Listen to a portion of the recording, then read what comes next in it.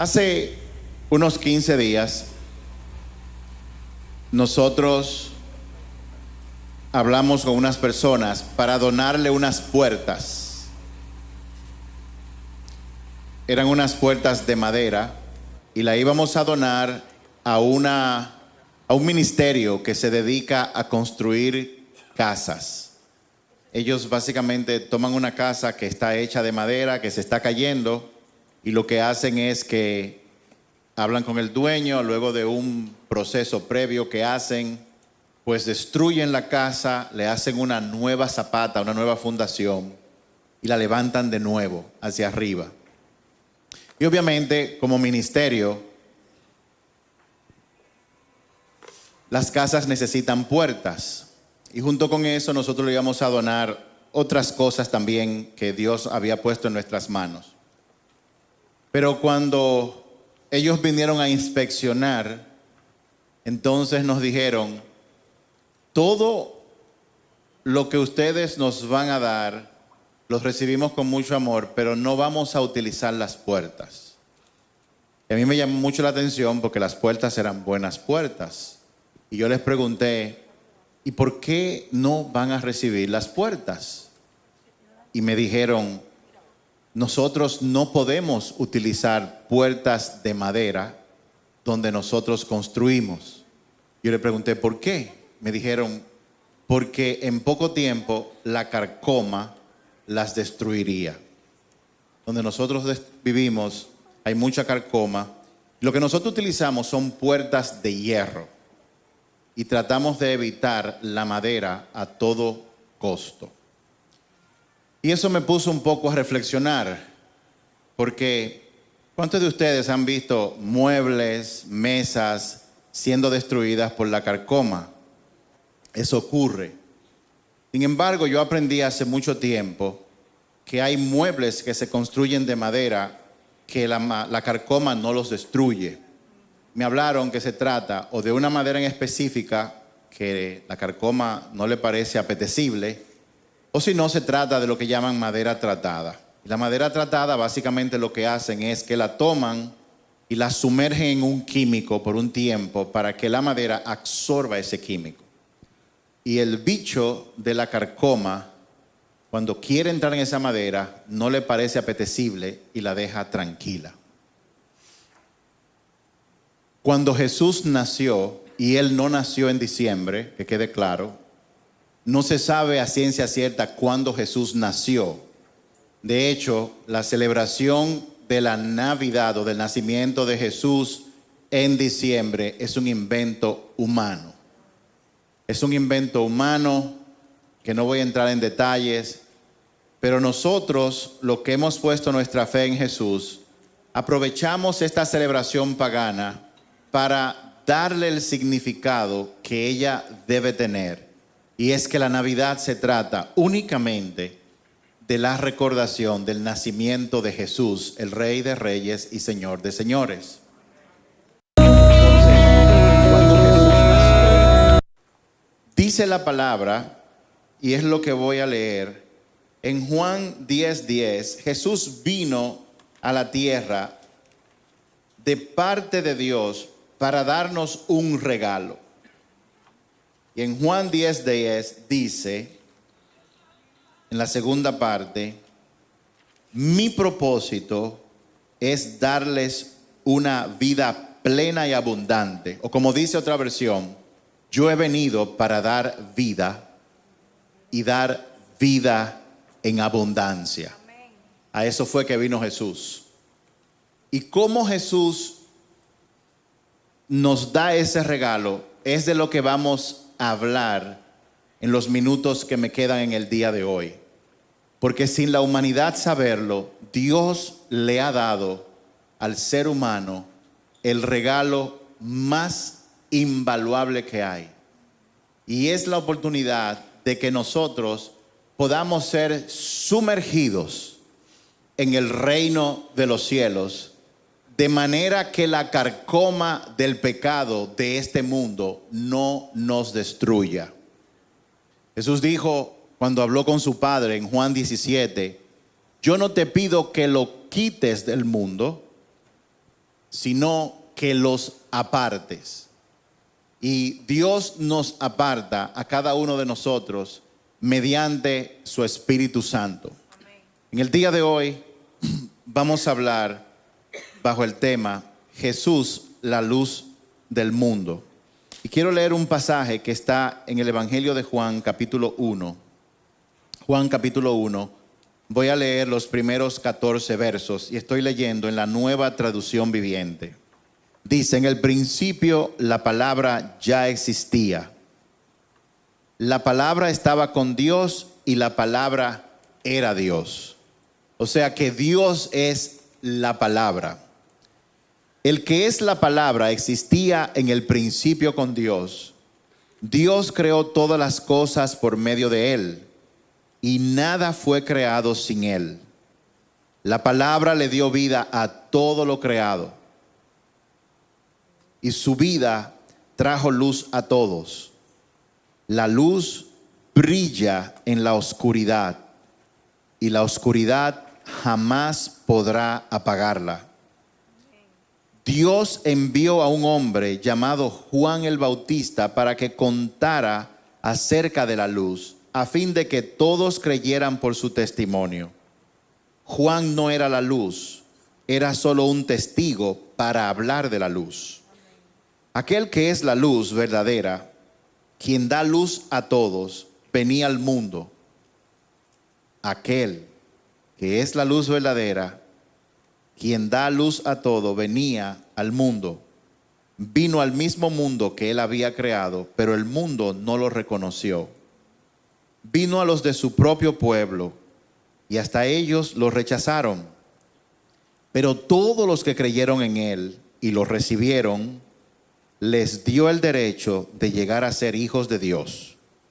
Ellos no nacen de nuevo, ellos nacen de nuevo, no mediante un nacimiento físico como resultado de la pasión o de la iniciativa humana, sino por medio de un nacimiento que proviene de Dios. Ellos nacen de nuevo, no mediante un nacimiento físico como resultado de pasiones de la iniciativa humana, sino por medio de un nacimiento que viene de Dios. Mucha gente en este tiempo se envuelve en celebrar la Navidad y no entiende lo que en el mundo espiritual realmente sucedió y sigue sucediendo. Yo me puse a investigar hace unas semanas y esta mañana, oyendo un mensaje junto con mi esposa, me di cuenta o mejor dicho, me hacía la pregunta, ¿por qué en ninguna parte de la Biblia señala la fecha en que nació Jesús?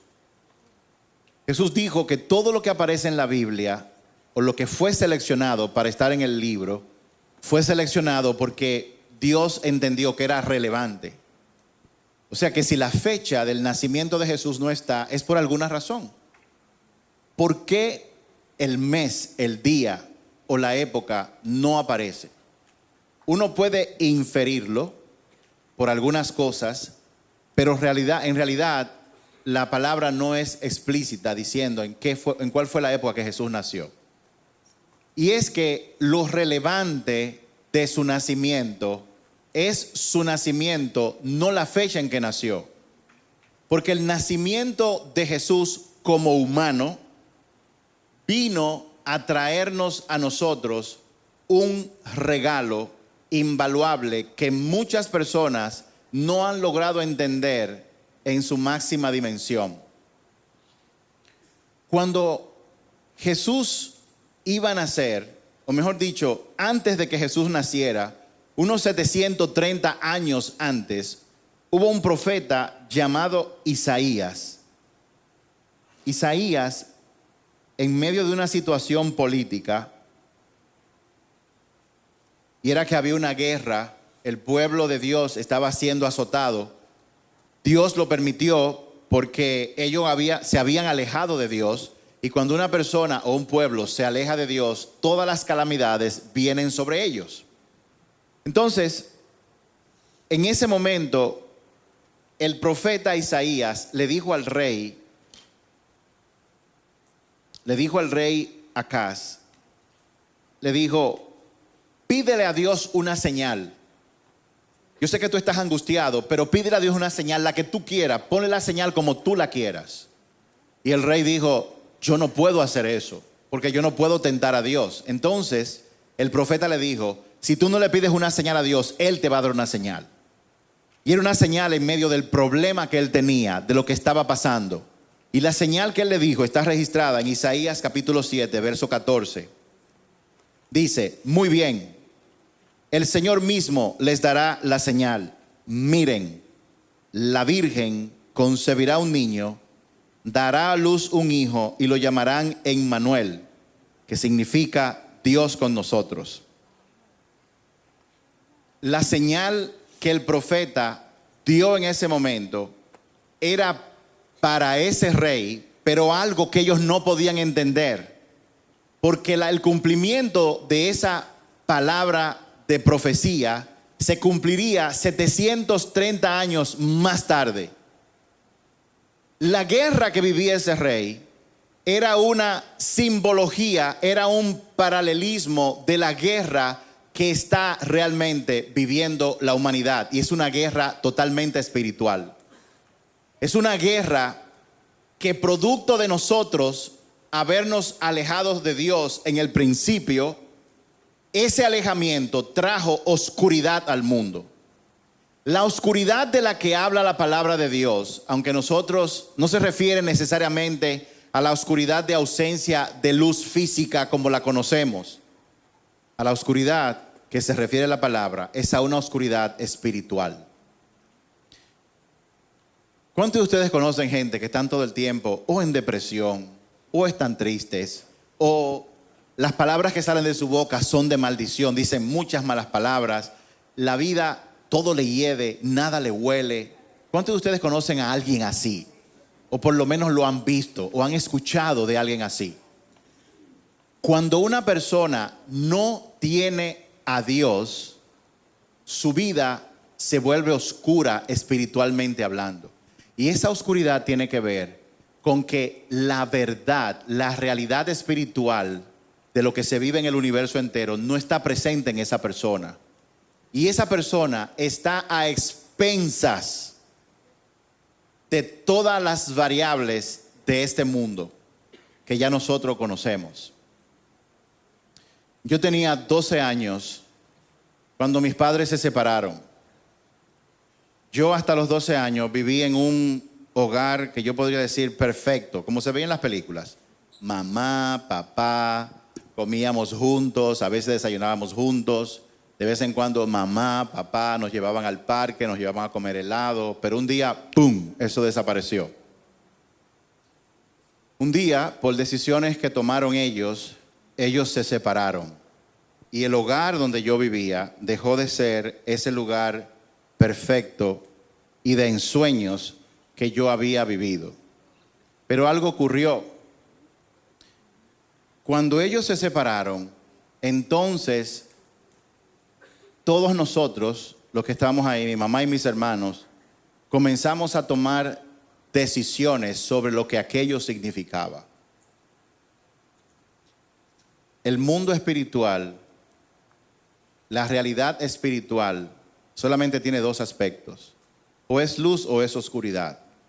Y cuando vienen los problemas, cuando los problemas nos atacan, si nosotros no estamos fundamentados, si no conocemos la verdad de Dios, entonces eso nos puede meter en un camino, en un sendero de oscuridad. Y eso fue lo que pasó conmigo y con mis hermanos también. A partir de ahí, yo tomé la decisión de que el mundo no era seguro y que yo tenía que autoprotegerme. A partir de ahí, yo tomé la decisión de que para yo sobrevivir en este mundo, yo tenía que cuidarme yo y hacer las cosas yo. Yo comencé a analizar y decir, si yo hago esto, si yo violo esta regla, si no hablo la verdad por acá, entonces los eventos van a actuar a mi favor. Yo comencé a hacer un ajedrez de la vida como la mayor parte de la humanidad lo hace, que cree que tomando decisiones sobre cosas que no pueden controlar, pueden hacer que la vida opere a su favor. Pero la realidad es que la vida no funciona así. Dios tiene un perfecto plan para cada uno de nosotros. Y cuando nosotros desconocemos eso y comenzamos a tomar decisiones sin tomar en cuenta a Dios, nuestra vida se va a convertir en un caos. Yo no estoy diciendo que cuando una persona tiene a Dios en su vida y en su corazón, los problemas no van a venir. Porque el mismo Jesús lo dijo, en el mundo vamos a tener aflicciones. El sol sale para buenos y malos y también la luna sale para buenos y malos. Pero en este mundo, producto de que el pecado habita en este mundo, Dios marcó un camino para que nosotros podamos andar la senda de oscuridad en este mundo. Y cuando eso ocurrió, en mi caso, pues yo tomé muchas malas decisiones. Y mis decisiones estaban basadas en falsas creencias.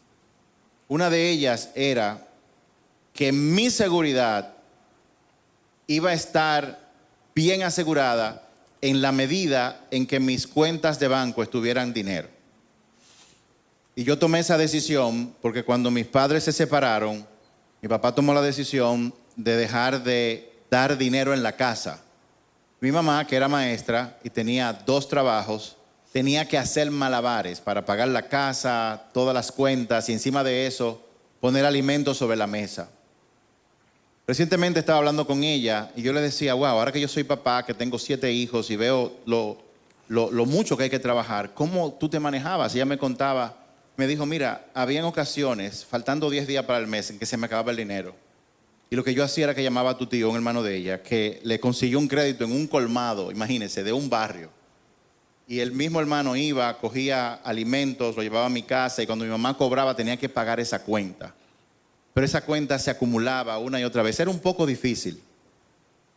Y cuando yo vi a mi mamá pasando trabajo de esa forma y que en mi casa ella estableció un sistema de que si tú querías, aparte del ala y el cocote del pollo, tú querías el mulo chato, tú tenías que fregar ese día. Entonces yo te puse a fregar sin querer fregar para que me dieran una carne más grande. O simplemente optaba por cuando mis hermanos que llegaban un poco más tarde y no me tocaba fregar y yo quería comer pollo, simplemente yo me comía la carne y decía que no fui yo. Me le comía la carne a mis hermanos. De hecho, creo que conté esto hace mucho tiempo. Yo estudié en un colegio que era mañana y tarde y yo era el campanero de mi colegio y tocaba el timbre para cambiar las clases. Y mi hermano llegaba como a eso de las 2:30 y cuando me tocaba cambiar de clase había un receso de 15 minutos. Yo salía corriendo del colegio, venía corriendo, me metía por el patio, entraba sin que mi mamá se diera cuenta, cogía el plato, la comida de mi hermano, me le comía la carne, la tapaba y me mandaba corriendo para el colegio. Cuando él llegaba, él preguntaba, ¿quién se comió mi carne? Yo le decía, ni idea, hermano. Imagínate, yo estaba en el colegio. Y mi mamá decía, él siempre estaba en el colegio. Lo que pasa es que yo entraba por la tarde y no me miraba. Y recientemente, hace unos años, le dije a mi hermano, era yo. Y él me dice, yo sabía que era tú. Él me dice, yo sabía que era tú, yo sabía que era tú. Y en varias ocasiones nos hemos juntado y hemos comprado muchas piezas de pollo y nos las hemos comido en honor a la época en que nosotros no teníamos la libertad de comer tanto pollo. Eso que yo he descrito es la fotografía de una persona, de un ser humano que entiende que puede controlar el destino de su vida. Y eso es lo que nos han vendido a nosotros. Tú puedes controlar el destino de tu vida. Tú puedes controlar lo que tú decides hacer, pero el resultado de lo que tú decides no depende de ti. No depende de ti. ¿Significa eso que no tenemos que esforzarnos? Claro que tenemos que esforzarnos. Dios dice que tenemos que trabajar duro, pero tenemos que trabajar duro alineados a lo que Él dice en su palabra para que nos vaya bien. ¿Y qué pasó entonces? Luego de eso, lo que ocurrió fue que, yo comencé a trabajar, mi trabajo me llevó a Estados Unidos, viví allá como por 25 y tantos años. Y cuando regresé, después de haber tomado muchas decisiones, haber metido la pata en muchas áreas de mi vida, entonces yo tenía un hambre espiritual tan grande que donde quiera que había espiritualidad yo iba a investigar. Yo incluso fui discípulo de un maestro yoga de la India por muchos años. Yo le fregaba en su casa. Yo conocí el gnosticismo, los rosacruces, todo, la metafísica. He conocido tantas cosas. Buscando siempre algo que me hacía falta, como le hace falta a toda la humanidad. La palabra de Dios dice que Él ha puesto la eternidad en el corazón de los hombres. Y eso significa que nosotros, lo único que nos satisface es lo eterno, lo que nunca se acaba. Y ese es solamente Dios. Amén. Después, todo lo temporal es como un calmante temporal. Usted quiere como joven tener un novio, desde que lo encuentra se pone feliz por 2 semanas. A las 2 semanas dice, ok, ¿is this it? O sea, ¿es esto todo? Usted quiere comprarse un carro nuevo, se lo compra y cuando lo tiene, después de 4 semanas deja de lavarlo todos los días, Manuel. Usted quiere una casa y comienza a decorarla y mientras la mujer está decorando la casa, está todo muy bien, la mujer se siente en propósito, pero después que la casa está completamente decorada, la quieren desbaratar para hacerla de nuevo. Porque lo temporal no nos satisface. De hecho, quiero que les diga una cosa, un paréntesis. Nosotros fuimos un día a una mueblería de aquí, muy famosa, y cuando entramos, la muchacha que nos atendió nos dijo, ustedes no se imaginan lo que pasó en pandemia. Digo, ¿qué pasó? Es que había mujeres que gastaban millones. Digo yo, ¿pero y en qué? Dice ella, que estaban aburridas en la casa y lo que hacían era, voy a decorar. Desbarataban todo y lo hacían de nuevo. Eso es una señal. Eso es una señal de que nosotros como seres humanos no hay nada en este mundo que nos traiga una satisfacción plena. El único que nos trae una satisfacción plena es tener a Dios en nuestro corazón y entender el propósito para el cual Él nos ha creado. Y solamente una persona que recibe, que conoce a Dios y tiene una relación con Dios, no una religión, sino una relación con Dios, puede ver el caos del mundo desde otra perspectiva.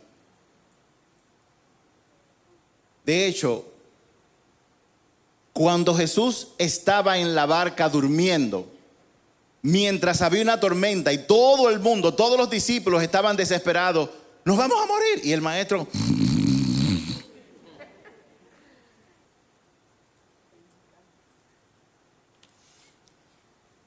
En el momento que Jesús estaba en esa barca, Él era un hombre como usted y como yo.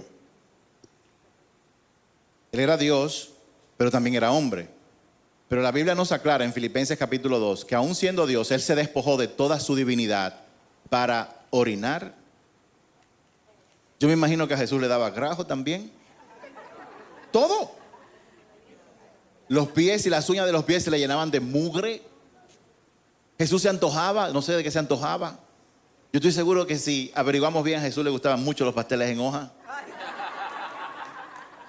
Y que no comíamos molondrones. Nada, eso es una broma.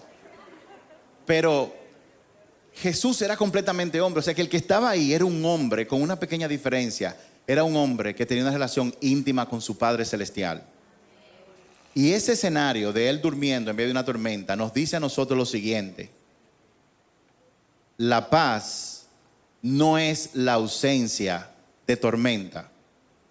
La paz real solamente viene cuando Dios está presente en nuestra vida. No importa la tormenta que esté ocurriendo.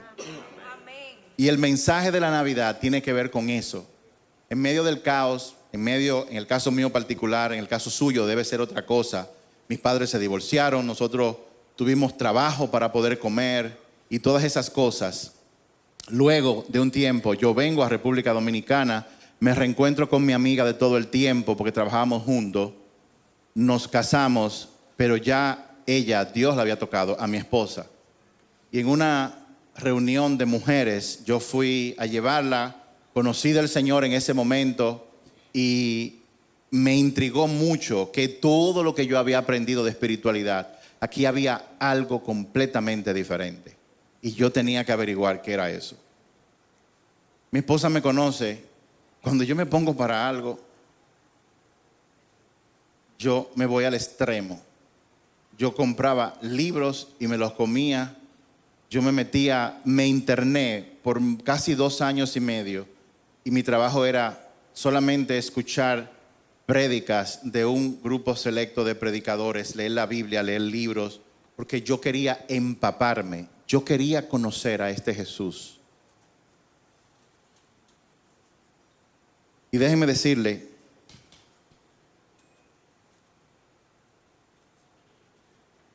ese mismo profeta Isaías, hace 700 y algo de años, él dijo que nacería de una virgen, un niño, y le pondrían por nombre Emmanuel. Entonces yo decía, ok, él dijo que le pondrían Emmanuel, pero él se llama Jesús. O sea, ¿por qué nadie nunca llamó a Jesús? ¡Hey, Emmanuel! Pero le pusieron Jesús. Entonces, ¿por qué dicen por un lado que es Emmanuel y por otro que es Jesús? Lo que pasa es que cuando Isaías habló y lo llamarán Emmanuel, él estaba hablando del significado profético de lo que iba a significar ese nacimiento. Emmanuel significa Dios con nosotros. ¿Sabe qué significaba eso? Que cuando Jesús vino a la tierra, la divinidad, el Dios todopoderoso, el que creó el universo y lo puede ver en la palma de su mano, había decidido mezclarse con aquello que él había creado. De toda la creación, nosotros. Y para él hacerlo, él se encarnó como ser humano en el vientre de una mujer que no había conocido hombre en su época. La Biblia dice que los hijos reciben la herencia de parte del padre. El padre es el que entrega herencia. Y había una situación. Todo el que nacía, Moisés, en el planeta Tierra, nacía pecador porque la herencia, simbolizada en la semilla, el espermatozoide que pone el hombre en una relación sexual, en una concepción, venía también contaminada con el pecado. Pero en el caso de este embarazo de María fue diferente. María puso el huevo, pero el espermatozoide, la herencia, la puso el Espíritu Santo. Porque él tenía que heredar una naturaleza divina, no pecadora. Y déjeme decirle otra cosa. Toda la historia del nacimiento de Jesús habla de una realidad espiritual que se le escapa a mucha gente. Cuando Jesús nació, no nació en un palacio. Él nació en el último lugar que había, nació en una cueva. Cuando Jesús nació, nació en un pesebre. Un pesebre es un lugar donde los animales le echan alimentos para que coman. Eso es un pesebre. Él no nació en una cuna de lujos. Dice la Biblia que el niño fue envuelto en pañales y fue recostado en un pesebre. ¿A qué van los animales al pesebre? A comer. Jesús fue puesto en un pesebre. Cuando el ángel que se apareció a los pastores, de los que habla en Lucas capítulo 2, que se apareció de noche y les dijo, ellos estaban viendo la estrella y ese ángel se apareció, yo no voy a leer el pasaje, pero estoy parafraseando, dice que de repente se apareció un ángel, se llenó de luz, todos ellos se asustaron y el ángel le dijo, no tengan miedo, les traigo una buena noticia para toda la humanidad. En pocas palabras, el Hijo de Dios ha nacido. Es que nosotros no tenemos idea de lo que eso significa. Es que tenemos que entender la oscuridad sin esperanza en la que vivía el mundo. Seguimos viviendo en un mundo de oscuridad, pero ahora con una nueva esperanza. Porque cuando Jesús nació, dijo la señal, oigan bien, la señal que el ángel le dijo a los pastores es la siguiente: encontrarán a un niño recién nacido envuelto en telas en un pesebre. Y usted dirá, ¿y por qué envuelto estelas en un pesebre es una señal cuando a los niños, cuando nacen, lo envuelven en tela. Pero estaba envuelto en tela en un pesebre. En esa época, los judíos practicaban y celebraban la cena de Pascua todos los años.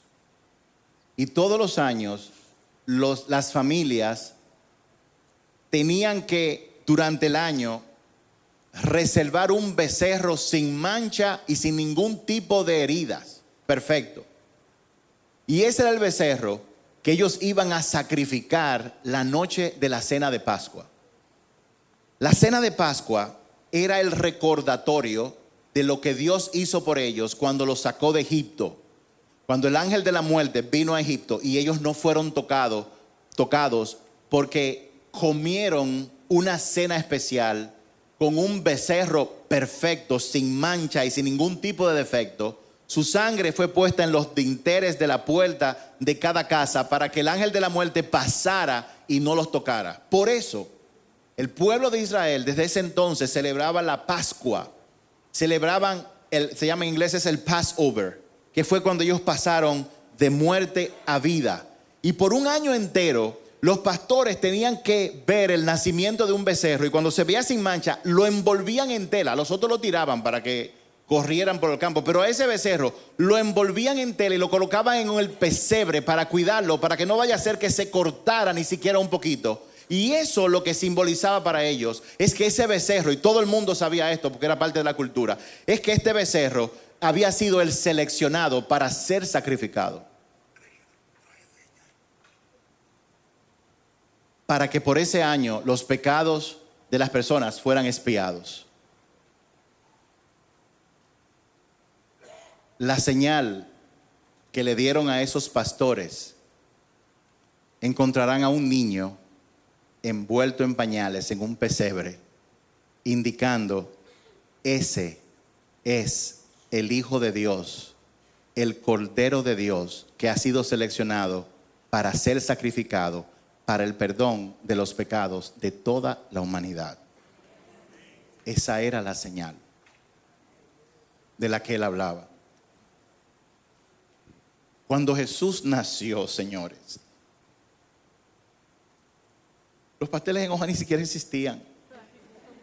Cuando Jesús nació, estaba pasando el acontecimiento cósmico más grande de toda la creación. Dios se unió a lo que Él había creado. Vino a la tierra y, como dice Juan, con su vida Él fue luz para el mundo. Indicándonos a nosotros de que el que fue profetizado como Emmanuel y que estaba lejano en el cielo, ahora ese Emmanuel, ese Dios todopoderoso, ahora bajó a la tierra para vivir en nosotros. Jesús es el nombre que le dieron sus padres. Y Jesús significa Dios salva. No hay fecha de nacimiento de Jesús, porque en cada momento es propicio para que cuando alguien escuche la palabra de Dios, sea movido por el Espíritu, sea tocado por el Espíritu Santo, y esa persona pueda recibir a Jesús dentro de su corazón. Y en ese momento, para mí fue en mayo, creo, si no me equivoco, que Jesús nació en mí. Porque ese día fue que yo acepté a Jesús como mi Señor y Salvador por primera vez en mi vida. Ese día Él nació en mí.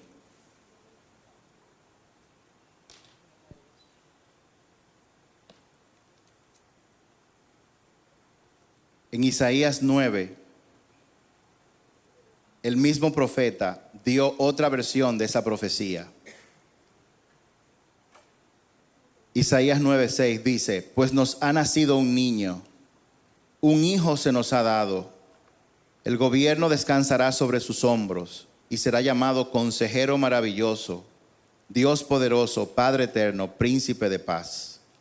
Su gobierno y la paz nunca tendrán fin. Reinará con imparcialidad y justicia desde el trono de su antepasado David por toda la eternidad. El ferviente compromiso del Señor de los ejércitos celestiales hará que esto suceda. En esa profecía hay 4 aspectos de Jesús que toda persona que establece una relación con Él recibe de Jesús. Y los voy a mencionar rápidamente. Primero, Jesús es admirable consejero.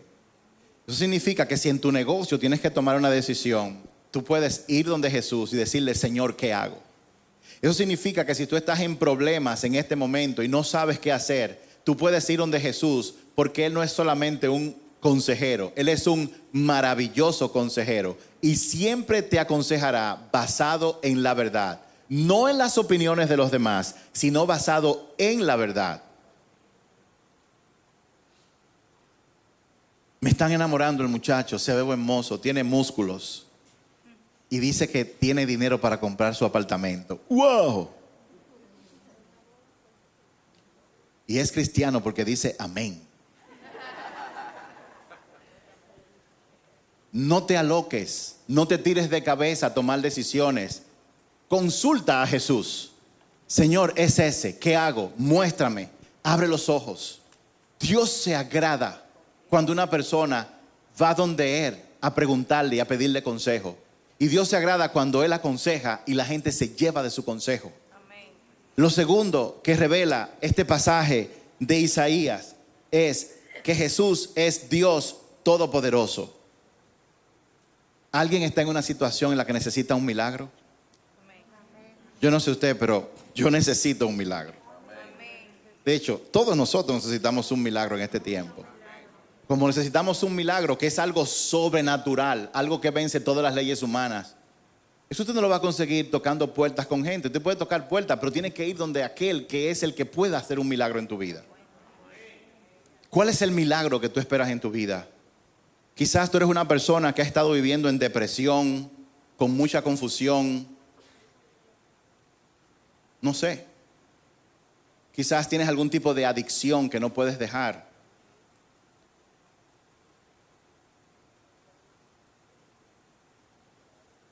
Y te has dado cuenta, o quizás no, que hay cosas que tú no puedes librarte a ti mismo, que tú necesitas a alguien que te salve.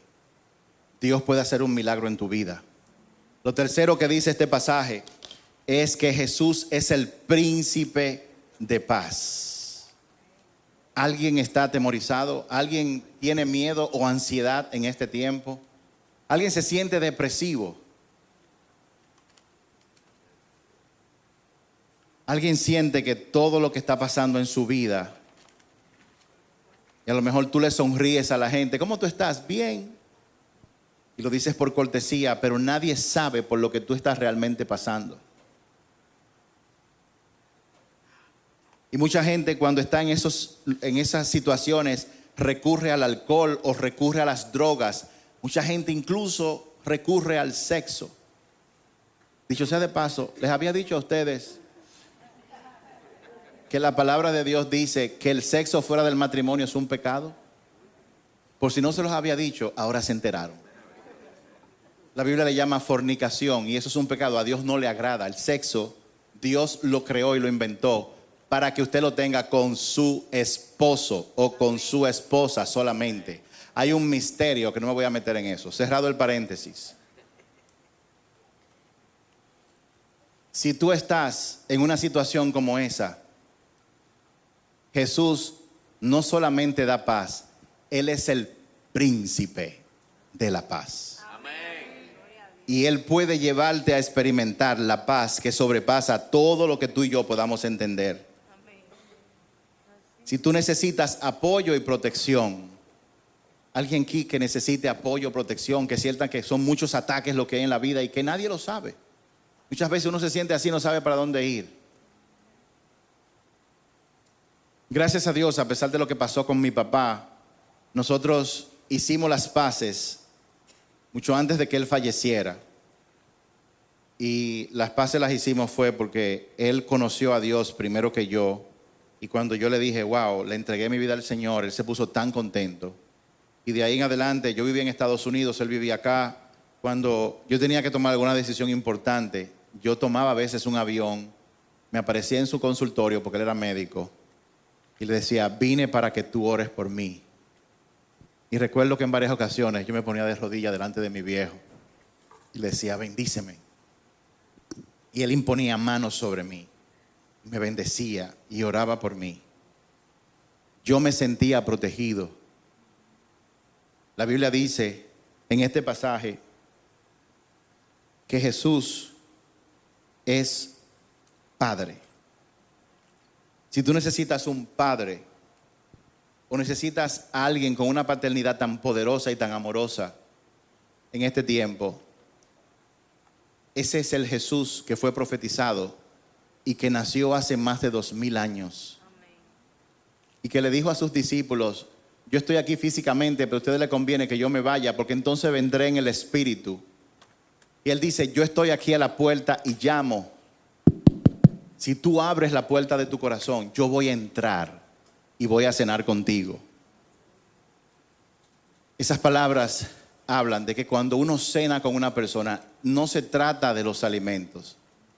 Aunque, déjeme decirle, aquí hay gente como Emil y como Alexa que son muy comelones y que ellos cenan porque les gusta la comida. Pero ellos no comen con todo el mundo. O sea, cuando uno se sienta con alguien a comer, eso es un escenario de intimidad. Y Jesús dice, si tú abres la puerta de mi corazón, yo voy a pasar a cenar contigo. Yo voy a establecer una relación contigo.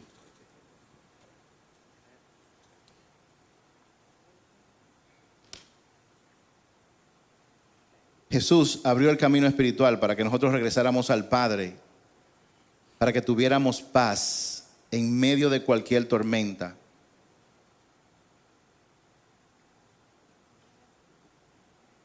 Y cierro con esto. Cuando Jesús fue tentado en el desierto y Él pasó las pruebas, dice en Mateo 4:17, a partir de entonces Jesús comenzó a predicar. Y oigan cuál fue la predicación: arrepiéntanse de sus pecados y vuelvan a Dios porque el reino de los cielos está cerca. Jesús no vino a predicar de nacer de nuevo. Jesús vino a predicar sobre el reino de los cielos y dijo que para entrar en ese reino había que nacer de nuevo.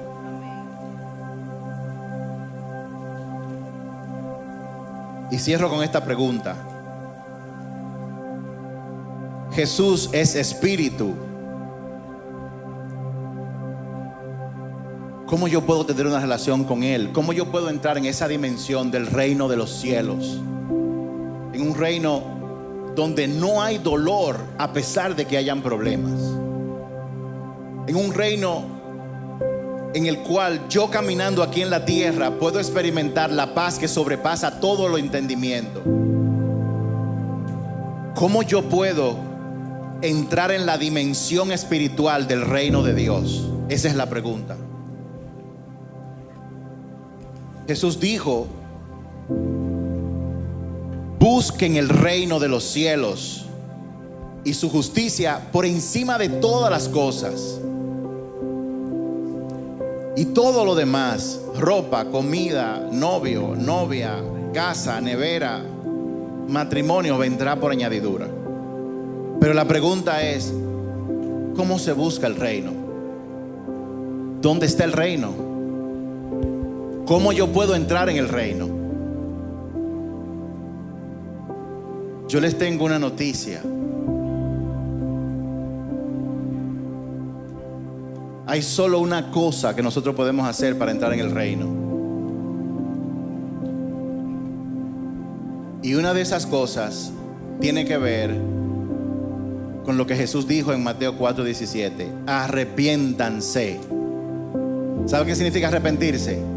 Significa que toda cosa mala que tú estés haciendo, todo pecado, arrepiéntete significa apártate de ese pecado.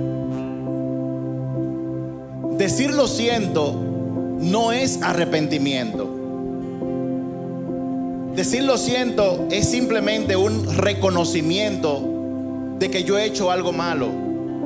Arrepentirse significa literalmente que si yo voy caminando en esta dirección, fornicación, o sea, sexo fuera del matrimonio, drogas, cigarrillos, robo, mentira, etcétera, arrepentirse significa hacer un cambio de 180 grados de dirección y apartarme completamente del pecado y comenzar a buscar a Dios. Eso significa arrepentimiento.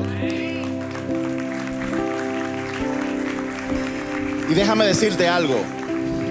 Mucha gente se autoengaña pensando que viniendo a la iglesia, cantando salmos y cantando canciones, está haciendo lo correcto. Pero te sorprenderá ver que mucha gente viene a la iglesia, lee la Biblia, pero no está en el camino correcto, porque Él dijo que estrecho es el camino y estrecha la puerta que lleva a la vida, pero ancha es la senda y ancha la puerta que lleva a la perdición. Y en la puerta y en el camino ancho hay muchas personas que están caminando en pecado, que están en pecado, vienen a la iglesia y oran y piensan que van por buen camino, pero no lo están. Yo tuve una conversación reciente con alguien que me dijo: pastor, las iglesias necesitan predicar más de la compasión. Y es cierto, porque nosotros, lo que hemos pecado, yo le dije, bueno, yo estoy ahí porque yo también he pecado. A veces cuando usted predica, usted es demasiado fuerte y nos sentimos sucios. Y yo le dije, claro que hay que predicar sobre la gracia, de la misericordia de Dios que perdona al pecador, pero la gracia tiene que ir unida a la verdad. Jesús, cuando habló con la mujer que fue encontrada en adulterio, aquel que esté libre de pecado tira la primera piedra. Nadie tiró una piedra, todos se fueron. Jesús se acercó a esa mujer que había cometido adulterio y le dijo: mujer, ¿dónde están los que te acusan? Dijo ella: se fueron, nadie me está acusando. ¿Y saben qué le dijo Jesús? Tus pecados son perdonados, vete, pero deja de cometer adulterio. Para entrar en el reino de los cielos, la puerta, el camino estrecho que lleva a la vida, significa que tenemos que dejar a un lado todas las cosas de este mundo que se ven atractivas, pero que solamente satisfacen deseos de la carne. Lo primero es eso, el arrepentimiento. Si no, no vamos a encontrar el reino de los cielos. Y lo segundo que tenemos que hacer es que tenemos que nacer de nuevo. En Juan 3:3, Jesús le dijo a Nicodemo: te digo la verdad, a menos que nazcas de nuevo, no puedes ver el reino de Dios. Lo que él estaba diciendo es que antes de tú poder percibir el reino de Dios, antes de una persona percibir el reino de Dios, la persona tiene que experimentar un nuevo nacimiento. Y luego dijo en el 5: te digo la verdad, nadie puede entrar en el reino de Dios si no nace de agua y del Espíritu. El agua en ese pasaje simboliza la palabra de Dios. Jesús dijo: mis ovejas, las que fueron seleccionadas, escuchan mi voz. Yo las conozco y ellas me siguen. ¿Sabe qué fue lo que dijo Jesús en ese momento? Que si tú escuchas la palabra de Dios predicada de la boca de cualquier persona y eso resuena en tu corazón y tú escuchas esa palabra, Él dice: tú eres una oveja mía. Pero dice que no basta con escuchar, hay que escuchar y actuar sobre la palabra. Y ahí está la parte que nos toca a nosotros para entrar en el reino de los cielos. Si yo estoy robando, tengo que dejar de robar. Si estoy cometiendo adulterio, tengo que apartarme del adulterio. Si estoy en fornicación, tengo que apartarme de eso. Si estoy en algún tipo de pecado que a Dios no le agrada, yo tengo que abandonarlo primero. Pero segundo, cuando yo escuche la palabra y esta resuene en mi corazón, yo tengo que responder a esa palabra haciendo lo que ella dice. Solo en ese momento se va a producir el fenómeno del nacimiento de nuevo, que no ocurre en un día, arranca un día, pero es algo que ocurre todos los días. A medida que yo voy escuchando la palabra de Dios, a medida que yo voy escuchándola y escuchándola y escuchándola y obedeciéndola, Dios, como ese pedazo de madera, me sumerge en ese químico para que la carcoma del pecado de este mundo no se me pueda acercar. Y eso es lo que significa la Navidad. Y ese es el regalo de la Navidad para todos nosotros. Y yo quiero invitar a todo el que está aquí a que esta noche, cuando se reúna en familia a cenar, si hay un hombre en esa casa, bien; si no lo hay, también que lo haga la mamá. Esta noche, antes de cenar, reflexionen. Una idea que me dio Jason. Hablen de, en este año, ¿cuál ha sido esa lección importante que Dios me ha enseñado a mí? ¿Qué yo he aprendido en este año? Hablen y denle gracias a Dios que mandó a su único hijo para que todo aquel que en él crea no se pierda, mas tenga vida eterna. Oren, denle gracias al Señor. Recuerden en familia: Señor, gracias, porque tú nos has permitido escuchar tu voz y nos has dado la fuerza para seguirla. No importa los problemas en que tú estés metido, Dios está contigo.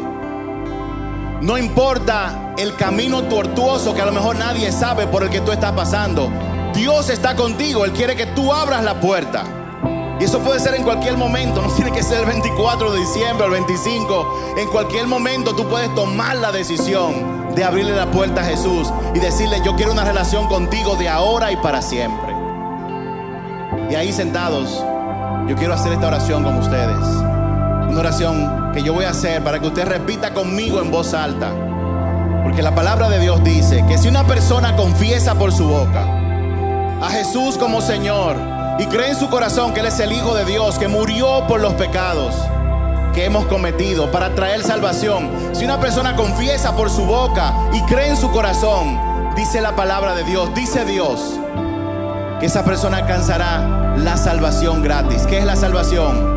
Vivir en este mundo sin ser afectado por la maldad de este mundo.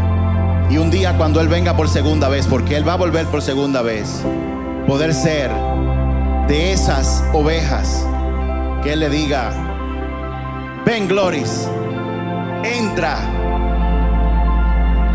al regazo de mi reino, porque tuve hambre y me diste de comer.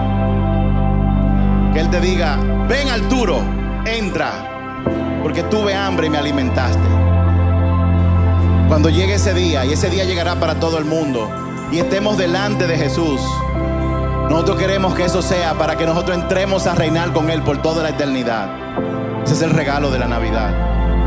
Es un regalo de nacimiento, un regalo que todavía está envuelto. Así que cierra tus ojos y por favor repite conmigo en voz alta esta oración. Señor Jesús, vamos en voz alta. Señor Jesús, yo te invito a mi vida. Yo reconozco que soy pecador y me arrepiento. Yo creo en mi corazón que tú eres el Hijo de Dios, que nació y vino al mundo para que yo pueda tener vida. Por favor, Jesús, escribe mi nombre en el libro de la vida y enséñame a caminar contigo de la mano todos los días hasta que yo parta de este mundo. Gracias, Jesús. Gracias por tu amor. Gracias porque yo sé que tú me entiendes. Guíame de la mano, Señor. Guía a mi familia. Amén. Y si usted hizo esta oración hoy por primera vez, por favor levanta la mano bien alto para yo verla. Por primera vez, Dios te bendiga. Alguien más, Dios te bendiga.